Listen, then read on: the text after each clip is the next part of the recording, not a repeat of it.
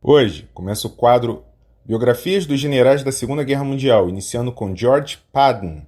Quem foi esse homem? Qual é a sua história e o que ele desempenhou na liderança dos Estados Unidos na Segunda Guerra Mundial? George Smith Patton nasceu em 11 de novembro de 1885 em San Gabriel, Califórnia, nos Estados Unidos. Ele foi um oficial do Exército dos Estados Unidos, além de ser excelente praticante de guerra de tanques móveis nos teatros europeus e mediterrâneos durante a Segunda Guerra Mundial. Sua disciplina rigorosa, resistência e autossacrifício provocaram orgulho excepcional em suas fileiras, e o general foi chamado de Old Blood and Guts, ou seja, sangue velho e tripas, pelos seus homens. No entanto, suas ações impetuosas e temperamento brutal levaram a inúmeras controvérsias ao longo de sua carreira. Tudo começou quando ele nasceu em uma família rica da Califórnia e teve uma infância privilegiada. Seus primeiros anos foram marcados, no entanto, por dificuldades de ortografia e leitura, o que levou alguns historiadores a especular que ele sofria de dislexia não diagnosticada. Sua educação formal não começou até os 11 anos. Porém, com o tempo ele se tornou um leitor voraz e mais tarde publicou vários artigos sobre assuntos militares. Patton gostava de história militar em particular, especialmente livros sobre a Guerra Civil Americana, um conflito em que seu avô e tio-avô foram mortos enquanto lutavam pela Confederação. Patton passou um ano no Instituto Militar da Virgínia e depois foi transferido para a Academia Militar dos Estados Unidos em West Point, Nova York, onde foi forçado a repetir seu ano de calouro por causa de notas baixas.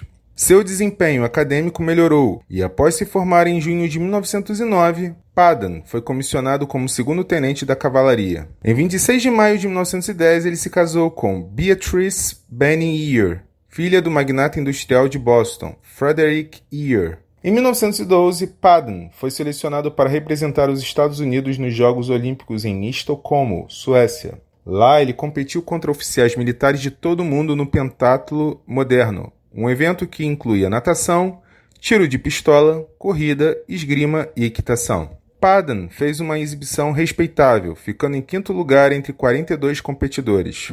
Ele aprendeu esgrima em West Point e continuou seus estudos de esgrima enquanto estava na Europa. Mais tarde, enquanto frequentava a Mounted Service School em Fort Riley, Kansas, George foi designado instrutor de esgrima e recebeu o título de mestre da espada. Nessa função, ele projetou o sabre de cavalaria dos Estados Unidos, modelo 1913, conhecido como espada Patton. Patton também amava polo, e ele o jogava como se perseguisse tantas coisas, como um abandono violento e imprudente, frequentemente se machucando no processo. O biógrafo Martin Blumenson sugeriu que seus frequentes ferimentos na cabeça podem ter contribuído para o comportamento errático atribuído a ele em seus últimos anos. Patton viu seu primeiro combate logo após deixar Fort Riley, quando o revolucionário mexicano Pancho Villa liderou um ataque à cidade fronteiriça de Columbus, Novo México, em 1916. Patton se juntou à equipe do brigadeiro-general John J. Pershing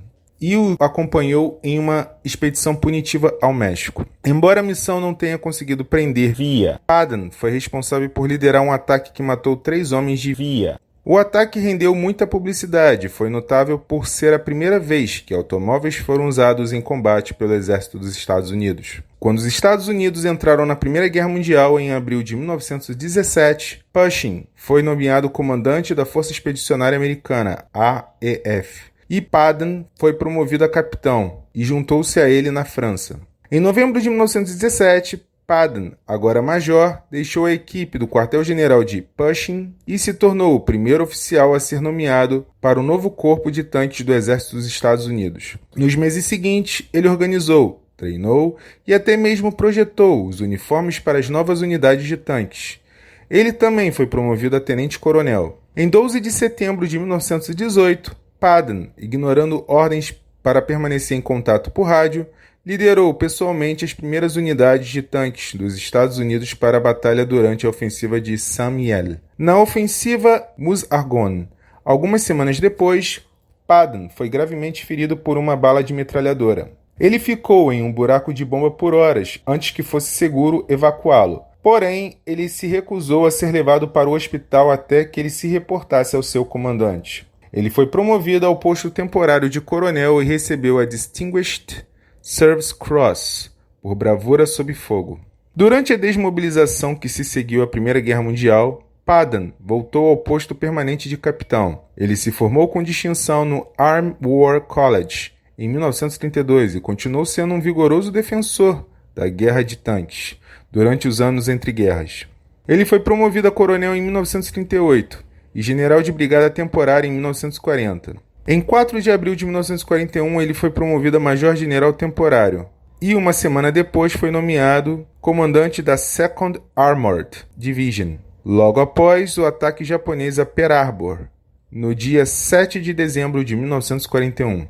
Padan organizou o Desert Training Center, perto de Indio, Califórnia, para simular combate e manobras nas duras condições climáticas para simular como seria lidar com o clima na África do Norte. Padan era o general-comandante da Força Tarefa Ocidental durante os desembarques bem-sucedidos dos Estados Unidos em Casablanca, em novembro de 1942. Ele foi promovido ao posto temporário de tenente-general em março de 1943 e liderou o US 7th Army na Sicília, empregando sua armadura em um ataque rápido que capturou Palermo em julho e Messina em agosto. O apogeu da carreira de Padan veio com a varredura dramática do seu Third Army pelo norte da França, no verão de 1944, em uma campanha marcada por grande iniciativa, impulso implacável e desrespeito às regras militares clássicas.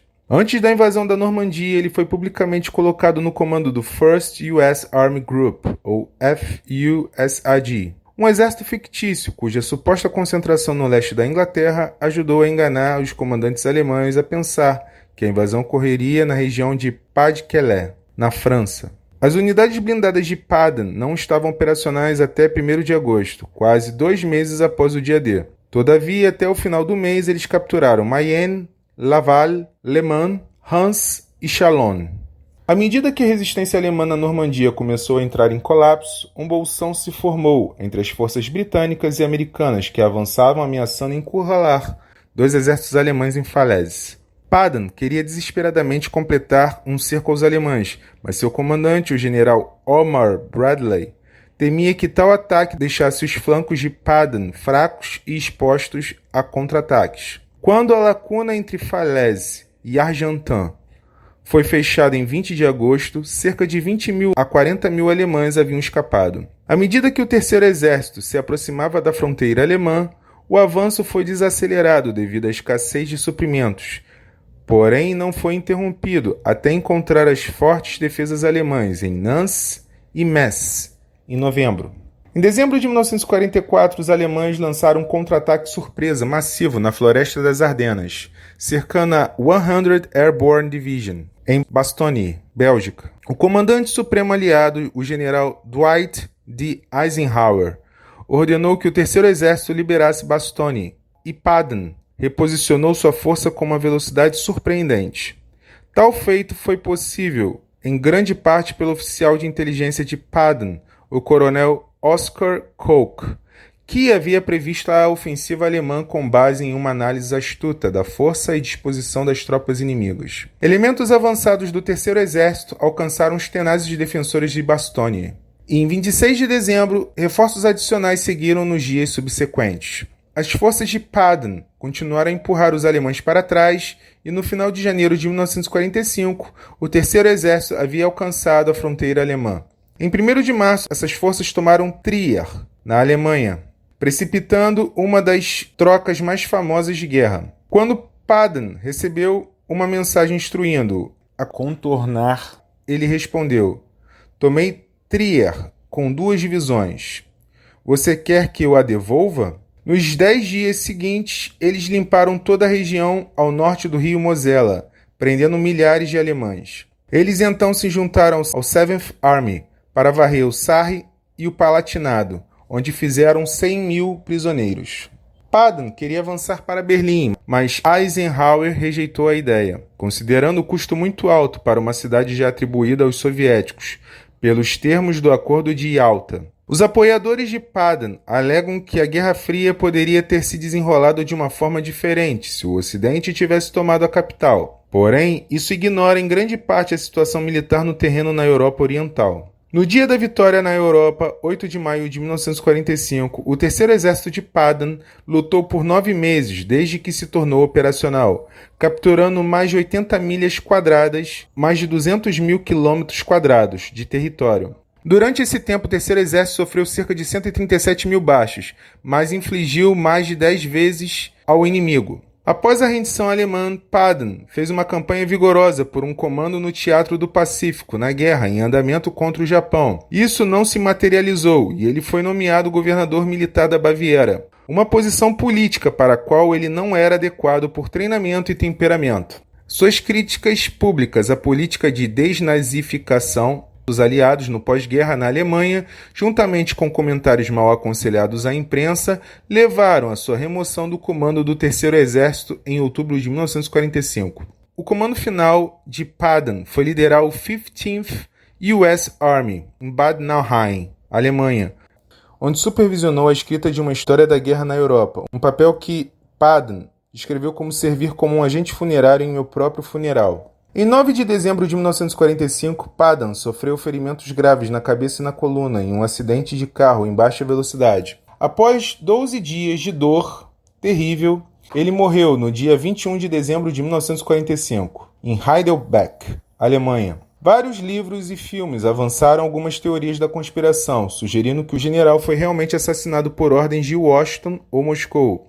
No entanto, tais acusações tendem a se basear em evidências circunstanciais e nenhuma prova definitiva de qualquer conspiração surgiu. A conclusão que chegamos é que George Paden foi um general obstinado, que, obviamente, obteve vitórias para o exército norte-americano, e sendo assim um grande ícone para a sua nação. No próximo episódio falaremos do general Hans Guderian. Se você não se inscreveu, a hora é agora. Se desejar, dê um like e comente também. Um grande abraço e até a próxima.